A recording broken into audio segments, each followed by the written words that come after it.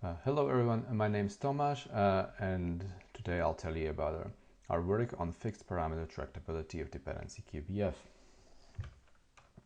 Alright, so I'd like to start with a one-sentence summary of our paper. So what we did is we gave two different parameterizations that give rise to FPT algorithms for DQBF. Now don't worry if you didn't understand a word of what I just said, I'll explain all of it. But if you did understand, it gives you a pretty good idea of what the paper is about. And so if you didn't understand what I just said, what we're doing is basically we're looking for tractable restrictions of a highly intractable problem. And so this problem that we're solving is DQBF, dependency quantified Boolean formulas. So these are formulas that formulas with quantifiers that consist of a prefix and a matrix, and the matrix is just a propositional formula in C and F. And in the prefix we have universal variables and existential variables, and for each existential variable we have an explicitly specified support set, also known as a dependency set. And yeah, so each existential variable is allowed to depend on the variables in its support set, and we said that a DQBF is true if there exist so-called model functions for the existential variables depending on the designated universal variables, such that when you assign the existential variable according to its model function, the matrix is always satisfied. Alright, so DQBF is a lot like EPR, effectively propositional logic. So if you're familiar with that, you may also think about EPR. And so the reason why we're interested in DQBF is that it can be used to express a wide range of real-world problems, things like circuit design, circuit equivalence, reasoning and some description logics, etc. And so, but the problem, of course, is that solving DQBF is very hard. It's complete for non-deterministic exponential time. And so that's why we're looking for some tractable subclasses of DQBF. And so just to say it absolutely explicitly, the problem that we're looking at is DQBF evaluations. So given an input DQBF, is the formula true? And the reason why I'm showing it like this is that we'll soon see some parameterized versions of this problem. Okay, and so the way how we try to identify tractable subclasses is using parameterized complexity. So in parameterized complexity, we measure algorithm running times in terms of not just the input size, but also some additional parameter. Right? So a parameterized problem is a classical problem that additionally has a parameter. So it's best explained on an example. So let's say you have classical SAT, where your input is a formula, question is whether it's satisfiable, and a parameterized version, say parameterized by the number of variables, could be the same problem with the additional parameter. And now the thing is, you can express the running time of an algorithm as a function of the parameter as well. And what you ultimately want to get are these so-called fixed parameter algorithms. So algorithms that run in time that's polynomial in the input size and can arbitrarily depend on the parameter. Right? And if the problem admits such an algorithm, then we say it's fixed parameter tractable. Okay, so the idea is that if you fix the parameter value, the problem becomes tractable because the algorithm, this is a constant, and the algorithm runs in polynomial time. And so the idea of this whole thing is that the hardness of the problem is captured by the parameter. If the parameter is small, the problem is easy, regardless of the input size. Okay, and so we're looking for these FPT algorithms in the context of DQBF. Okay, so now I can tell you what our results are. So we defined the first two parameterizations under which DQBF evaluation becomes FPT. So the first one is using something called augmented primal tree depth. Don't worry if you don't understand what that is, I'll explain. And the second one is using primal tree width and something we call distance to modularity. All right, and I'll focus on the second one in the interest of time, and also because the first algorithm, the one that uses augmented primal tree depth, is quite technical, and I won't really be able to give you any useful details But if you, in particular, if you know tree depth, I encourage you to check out the paper. I think it's quite well explained there. All right, so now on to the algorithm itself. And I won't just talk about the algorithm, but I want to give you a general recipe how you can solve all your problems, or at least maybe some of them, okay? And it's a recipe that we also used in this paper, all right? So the first step you have to do, you have to turn your problem into a graph. So maybe you're solving a formula like we are, you have to turn it into a graph. You have to find some graph representation. And then if you're lucky, your graph is a tree. And then maybe you can solve your problem in polynomial time, okay? Because many problems turn out to be easy on trees, on tree structures. And do some kind of dynamic programming or something, okay? And now the idea is, if you want to generalize that, well, maybe it's also easy if the graph is not a tree, but looks quite like a tree.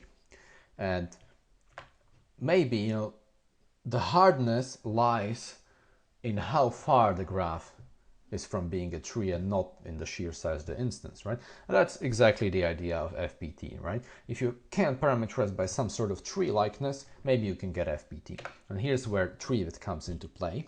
So tree-width is a graph invariant. Every graph has tree-width, it's just an integer, a positive integer. Trees have tree-width 1, other graphs have higher tree-width. The higher the tree-width, the less like a tree the graph looks. Okay, and many problems have been shown to be FBT under parameterized by tree-width of some graph representation. Okay, so that's also what we're trying to do here. So the last thing that we have to choose in this process is how to represent our formulas as graphs. And a classical choice, which we also use, is that of the primal graph. Okay, so the primal graph of a formula of DQBF is the graph whose vertices are the variables, all the variables, universal and existential ones. And we put edges between pairs of variables that occur together in a clause, whether positively or negatively. Okay, that's the primal graph.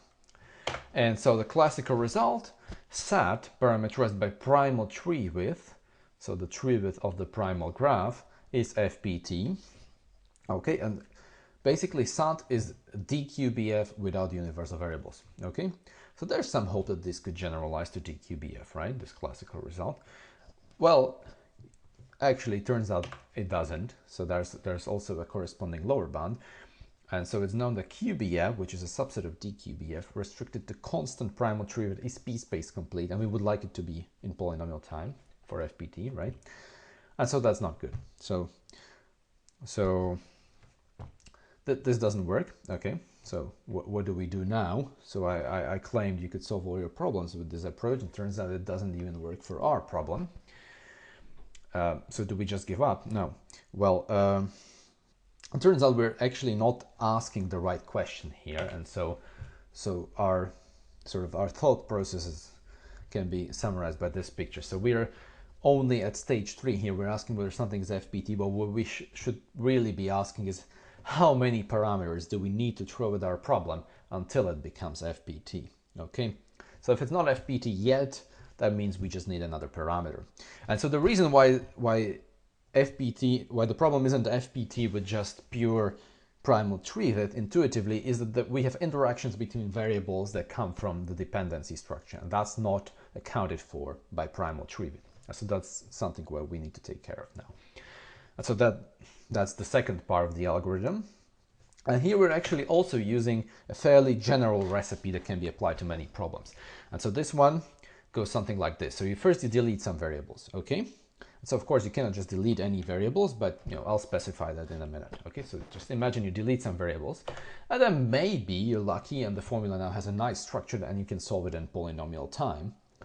And so then the idea is that you can get an FBT algorithm out of this if you just brute force the deleted variables. Somehow you run an exponential algorithm on the deleted variables, but if you can store that under your parameter, it's still going to be FBT, and then the simplified instance can be solved in polynomial time. Okay, so this is the idea of backdoors into tractable subclasses. And so a classical example would be, again, SAT with backdoors to something like Horn formula, some tractable fragment. Okay, if you have a small backdoor such that all assignments to those variables make the formula Horn, then you can solve it in FBT time. All right. And so, okay, so in order to apply this in our case, we need to define what it means for a DQBF to have a nice structure. And in our case, this will be something called modularity.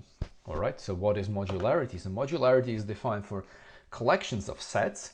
And a collection of sets is modular simply if each pair is either equal or disjoint. And a backdoor to modularity is a set of elements such that when you delete those elements, the collection becomes modular. And in the context of DQBFs, we apply this to the support sets. Okay, so we say that DQBF is modular if its support sets are modular. And then a backdoor to modularity is, of course, a set of universal variables that makes the support, whose deletion makes the support sets modular. All right, so here's a simple example. We've got some system of sets here and we pick these elements, and after we delete them, the remaining sets are disjoint, and so they are modular. And so what we deleted was a backdoor to modularity. Okay.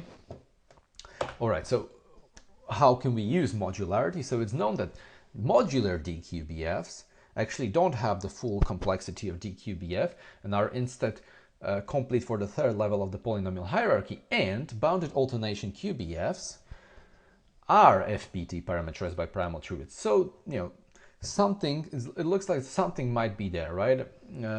With modularity, we have bounded alternation essentially, and that's FPT under primal truth. So maybe if we combine those two things, we get FPT. Okay. So here we finally get to the algorithm itself. Okay. So we start with a DQBF with small primal tree and a small backdoor to modularity. And what we do is first we have to find the small backdoor. I'll talk about that in a minute, but let's imagine we have one. And then we expand all the variables in the backdoor, and this is just also called Shannon expansion. That's where we substitute both values for the universal variable, and then we create copies of dependent variables. So it's a natural operation. And then after we expand, we get a modular instance, and then we can translate that modular formula into a QBF using this transformation. Then we can solve in polynomial time thanks to this FPT algorithm, assuming that the tree is still small.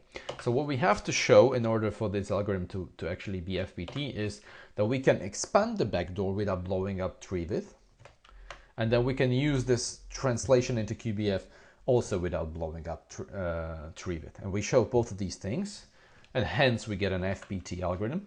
And moreover, we actually show that this expansion blow up in the second step is actually cut by a function of something that's called the local size of the backdoor. So not just the total size, the number of elements, but the local size. And the local size, that's actually how many elements does the backdoor contain from each individual set, right? So it intersects with each of these sets in the collection, and what is the maximum intersection that it has, right? That's the local size. And we show that this blow up that we get from expanding the variables in the local in the locally k-bounded backdoor to modularity is kept by a function of its local size, not of its size, but of its local size. And the backdoor can be large, but if it's locally small, it's still fine.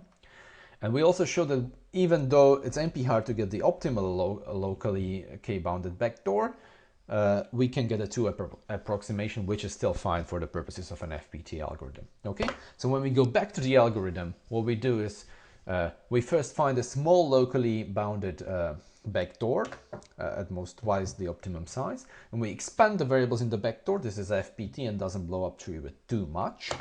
Then we translate into QBF. Again, this is a polynomial time transformation, and it doesn't blow up tree width. And then we use the FPT algorithm and solve the formula. So all in all, this is all overall FPT. Okay, so that's really it for the algorithm. And now I would just like to summarize. So what we did is we gave 2 FPT algorithms for DQBF that both use the Primal Graph. I only talked about one of them. When using primal tree, we additionally need to constrain the dependencies, and we do so through modularity. For the tree-depth algorithm that I didn't talk about, we need to augment the primal graph with edges between dependencies, right? So if x depends on u, that's going to be an edge in the augmented primal graph. It's an open question whether we can use tree width instead of tree depth for this graph. So tree depth is a restriction of tree width that measures sort of star likeness of the graph instead of tree likeness. Okay, so that's still an open problem. And so one interesting aspect I just want to mention is that the local size is enough, not the global size, but the but local size is enough to show FPT, which is interesting, I think. And finally, I'd like to say that we still need more research into this parameterized landscape of DQBF. In particular, we have no genuine lower bounds for DQBF. We only lower bounds coming from QBF. And it would be interesting to have a more detailed picture. And with that, I conclude the talk. Thank you for your attention, and I'll be happy to take questions.